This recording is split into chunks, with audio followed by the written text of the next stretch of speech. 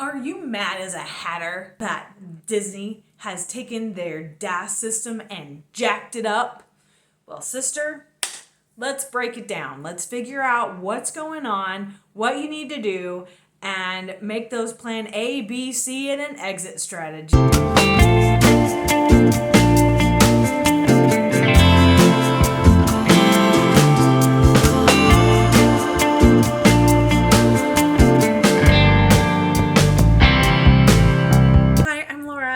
Welcome to the Disney Slowdown, where I'm going to help you plan your magical vacation with your special needs kids. Slow down, savor the moment, avoid the meltdown, stay on budget, and have a good time. Disney's not making that easy right now. As of May 20th, 2024, Disney has changed the Disability Access Service, and not for the better, from what I'm seeing. I don't think they have done anybody any favors. Now, will they change it again? Who knows? If there's enough complaints, possibly. But let's see what this looks like, shall we? If you look at the website, it says autism or similar issues. But you need to understand, it is not about the diagnosis. Because I have seen comments in the groups that someone applied who has a child with autism and they were still denied. This is about being articulate and being able to advocate for your child as to why they cannot stand in a normal queue, as if anything at Disney is normal. Let's give a little history, shall we? Now, before the pandemic closures, Disney had the Fast Pass system, which was free, and everybody visiting Disney World would get 3 Fast Passes to use per day, and they could book them early if they were staying on property. Doesn't really matter, but you could use them and then use it again after you used it once, and you could just continue to rotate. It was a whole system. Apparently, there was talk by Disney that they were going to do away with the Fast Pass system, and the pandemic closures gave them the perfect opportunity to do that. So everything shut down, and they reopened with Genie Plus. Oh, hey, we're going to charge you to skip the line now instead of giving you those Fast Passes. I know that other parks also charge a premium price for the skip the line services. However, Disney is already more expensive than anybody else on the planet. So I'm super opposed to Disney charging for this skip the line service. That was kind of one of the benefits of going to Disney. Yes, you're paying more, but you're getting this. Yes, you're paying more, but you're getting this. Well, not anymore. You are just paying more to go to Disney. And as long as people are willing to pay more to go to Disney, Disney's going to keep charging, because if you look at their financials, the parks are the only thing that's actually in the black. Everything else under the Disney umbrella is basically losing money. So what does that mean for you?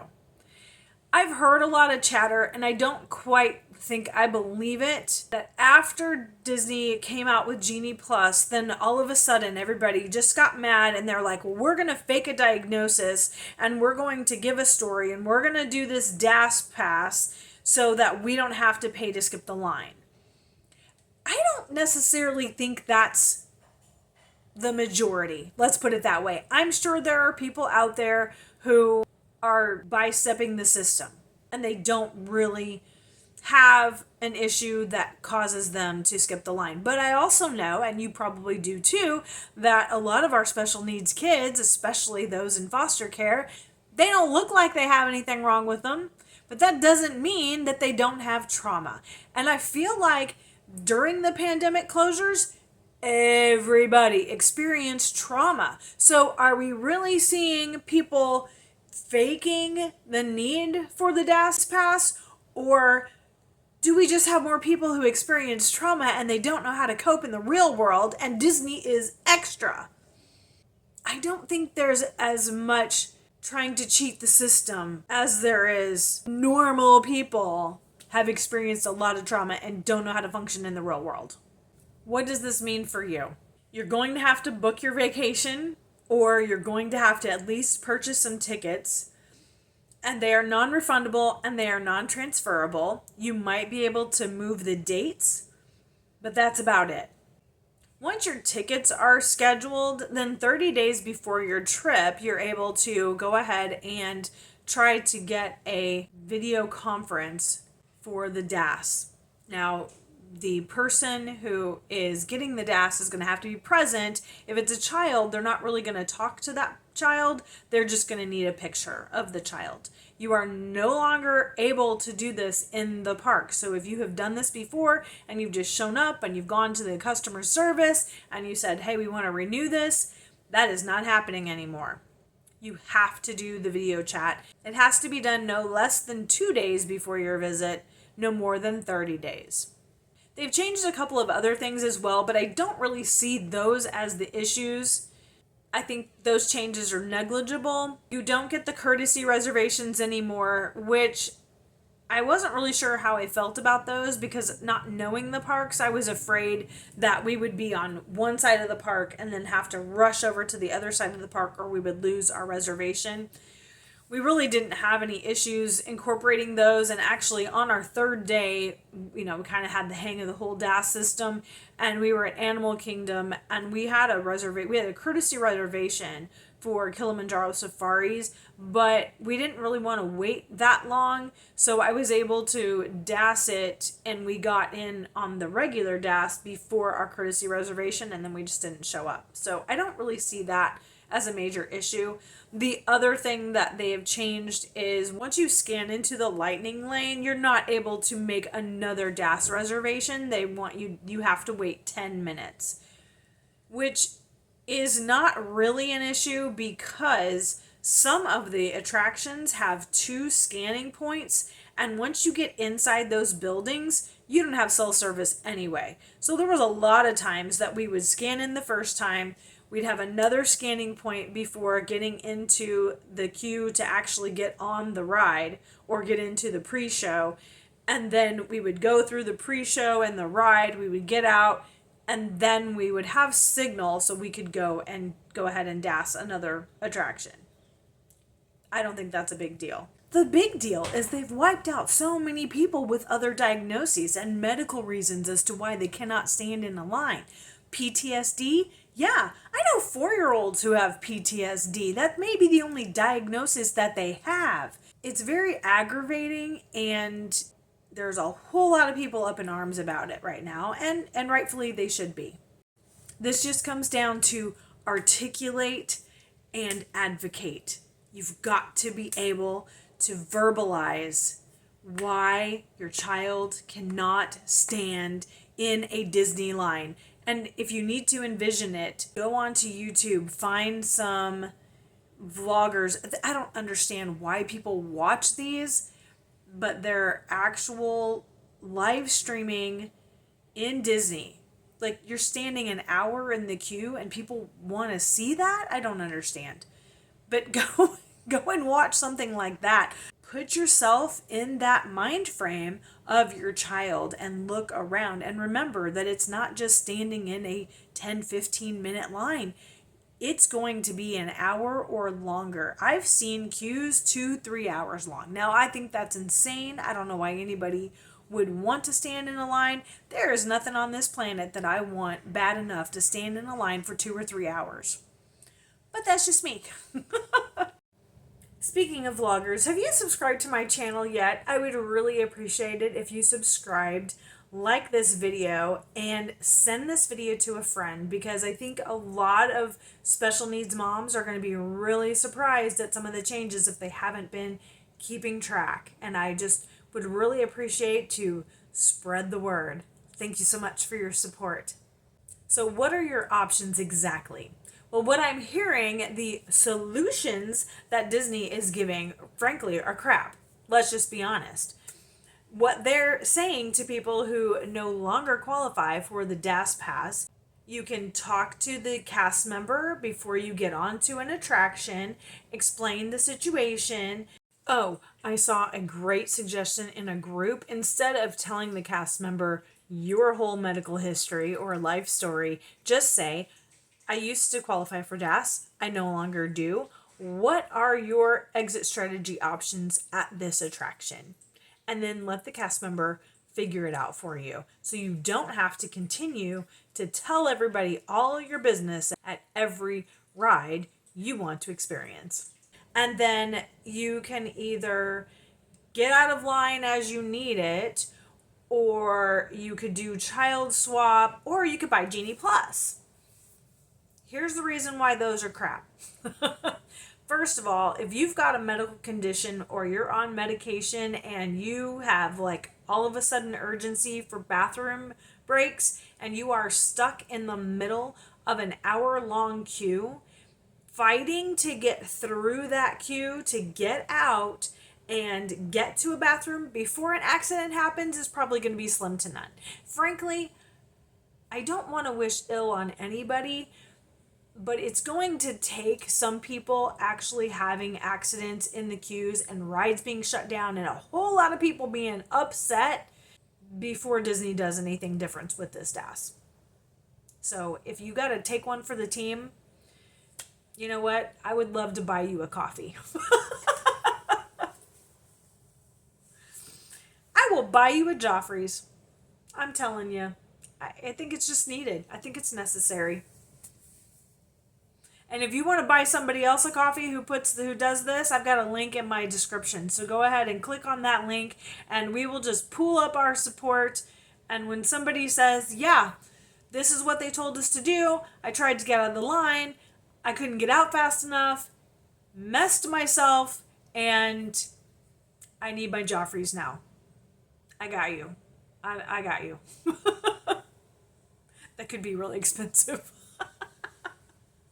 I don't know, maybe we need new celebration buttons, I'm celebrating my first whatever. Hey, I went on to an attraction and I crapped myself right in the middle of it. Thanks for not qualifying me for the DAS. I don't know, maybe that's too long for a button. The child swap is not even normal at Disney. I don't understand why they do this. In other amusement parks that we've been at, when you do child swap, everybody goes into the line together and they're all waiting, but you've got a child who's too small to ride the ride. So then when you finally get up to the car, one adult will sit aside with the child while the rest of the party rides the ride. And then when the party gets off the ride, then the one adult who sat with the child and somebody else in the party will go and ride the ride again while the rest of the group sits with the child who is too small. Disney does something completely different. I'm not sure that I like it, especially since this is their answer to, oh, you don't qualify for DAS anymore, so we're just going to make you spend your entire vacation separated from your people. What Disney does, if you need rider swap, you talk to the cast member in the front of the line, and then the rest of the group goes through the line while somebody waits outside with the child. Then when the rest of the group comes out of the line after they've already ridden, then the person who stayed with the child and somebody else goes in, and then they send them through the lightning lane. So you're essentially waiting twice, because sometimes those lightning lanes, they could be 15, 20, sometimes even 30 minutes. It seems a little ridiculous. And again, you're not even spending time with your family. Oh, and let's talk about the whole Genie Plus issue. So before, you could get more people on your DAS card, which was really nice if you're going with extended family members or maybe you've got a group of friends. But now you are limited to 4 people. So the person who qualifies for the DAS plus 3. Now, if you have an immediate family, like 5 people, like we do, they would allow us to have 5 on our DAS. But if the 5 of us were going, plus we had a couple of friends, or maybe grandma and grandpa were coming with us, no, they're not allowed to be on our DAS. They're going to have to get Genie Plus. I don't even know what they were smoking when they decided that you could actually configure DAS and Genie Plus to meet up. I have never used Genie Plus, but the only thing that I see is you grab whatever's available and then you might be able to fiddle-faddle and change your time. With the DAS, you see what the actual line is right now, and then it will tell you a return time as if you are stepping in that line right now.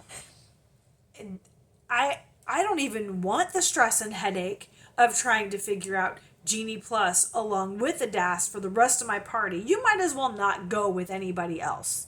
Just worry about yourself. Maybe meet up for dinner or at the pool or at the fireworks. Who knows? I think that would be way more stress than I would be willing to deal with, that's for sure. And frankly, using Genie Plus with my kids, oh, I wouldn't want to do that either.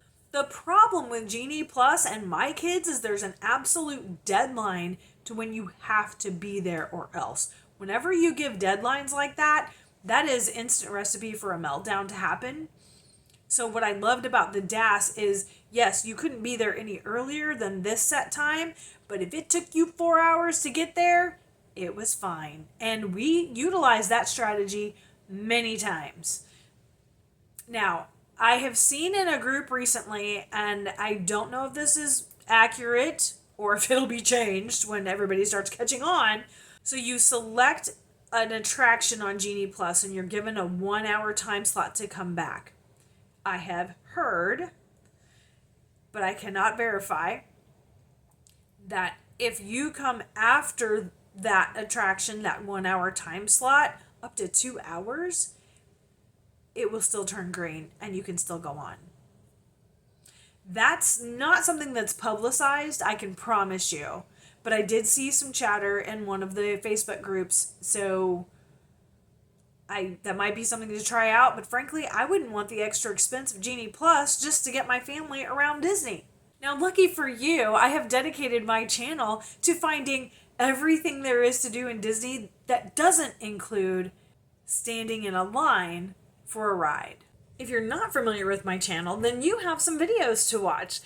They're going to help you plan, bring items from home so you're not spending as much money, finding chill out spaces around the parks. There's just an endless amounts of possibilities. Well, okay, not endless. It's a new YouTube channel. I've only been around since January. One of my favorite sets of videos is when we travel by map and we kind of get a lay of the land. That's what I need for myself to kind of visualize what each park looks like and what's in each park and what we need. And so I'm going to link that playlist right here for you. I do have some other vloggers on playlist because I find those videos helpful. You've got a lot of watching to do. How are you feeling about this whole change with the DAS system? I mean, is it making you stressed out? I feel like there's stress coming through the screen. I can just feel your anxiety as I'm talking about it. I'd really love to know, like, what are you feeling at this point? But now let's be proactive, because that's what I am. I like to be a problem solver. And let's try to figure out, what are you going to do? So you're planning this vacation. The DAS system has changed. It's a crapshoot as to whether or not your child's going to actually qualify for it. It really is going to depend on who you get. You may be the best advocate in the world and you might still be denied. That's just the reality.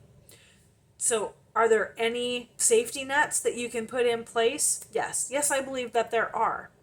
The first safety net that I would put in place if I was worried about it is maybe only book 2 day tickets. I know you get discounts the more days that you book, but if you're looking at really stretching your budget and maybe going 3 or 4 days, but then you're not sure about if you're going to qualify for the DAS or not, maybe you only book 2. And then look and see if there are any of those evening events that I talk about. I have a video. I'll link that here for you because that one's a fun one too. We are going to go to Not So Scary Halloween Party this year. We've got tickets for August and I'm very excited. I think it's going to be hotter than blazes, even though it'll be nighttime. But we're excited to try that event. And I still want to do the after hours at Epcot. I have goals. I have goals in mind, but I haven't committed to that yet. But maybe an evening event is something that your family would want to do, or even a day at the water park. That's going to be less expensive. Your kids are going to want to hang out at the pool. It doesn't matter if you stay on Disney property or if you stay at another resort or another hotel, there's going to be a pool and your children are going to want to spend time in it. Don't neglect that fact, because It doesn't matter how much money you're spending and what you are trying to accomplish. When your kids see that pool or the water slide or the splash pad, that is the only thing they're going to want to go and do. So give them time to do that. We have been there, believe me. We made that mistake when we went to Universal and they were ticked off. So there's no need for it. Just go ahead, let them swim. Take a day at the ocean. You could go either direction. You could go over to Cocoa Beach from Orlando. It's about an hour and a half drive. You could go over to St. Pete's Beach. That's probably about another hour and a half drive. You are right in the middle at Orlando. If you are flying in, then spend more time in the Disney bubble. If you're already booking your trip and you're going to stay on property, make the most of it. Or here's an idea. Don't go to Disney yet. I know. I have taken my 2 older children. We brought them both to Disney when they were about 4 years old. That seems to be a very magical time. But my younger 2 didn't get to go at that age. Yes, there's a little bit of a regret there that I didn't get to experience them experiencing. Because honestly, both of my older children, they barely remember going to Disney even at 4.5. So are you really doing it for them or are you doing it for yourself? That emotional attachment that we as adults have to Disney will make us do crazy things. If you have an emotional attachment to Disney and you just really want to give your children this experience, then I highly recommend you come over to Patreon and you connect with me and we plan a mom's trip and we just go by ourselves and we kind of figure it out, right? We'll make a game plan. Oh, your kids would love to do this, and this is how you get around here, and this is the best thing to do when you're at this park. We'll do that. We'll run some recon. But it'll just be a mom's trip. Leave the kids at home. I'm telling you, Disney is delightful without children. I don't know why we bring them. If your family are thrill seekers and they love major roller coasters, then Disney might not be the place for you anyway. We have a lot of other offerings. I have not been over to SeaWorld yet, but I have heard great things about SeaWorld, and I have seen SeaWorld roller coasters from International Drive. They're huge. I think they've got 6 large roller coasters. That might be an option. If you have little kids, maybe you should check out Legoland instead of Disney.